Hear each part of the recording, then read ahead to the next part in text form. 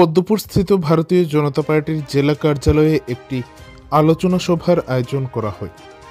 22শে March শুক্রবার দুপুর আনুমানিক 12টা 30 মিনিট নাগাদ এই আলোচনা সভাটি অনুষ্ঠিত হয়, যেখানে এই আলোচনা সভায় উপস্থিত ছিলেন ভারতীয় জনতা পার্টির প্রদেশ সহ সভাপতি তাপস ভট্টাচার্য।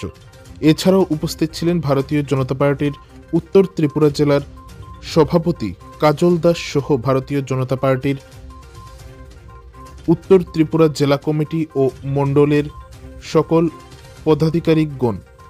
এই আলোচনা সভায় মূলত উত্তর ত্রিপুরা জেলার ভারতীয় জনতা পার্টির কি কর্মসূচি রয়েছে আগামী দিনে সেই বিষয়ে আলোচনা করা হয়। পাশাপাশি উত্তর ত্রিপুরা জেলার অন্তর্গত প্রতিটি মণ্ডলে বুথ সভাপতিদের কাছ থেকে জানা হয় যে প্রত্যেকটি মণ্ডলের বুথে কোনো রকমের কোনো সমস্যা রয়েছে কিনা।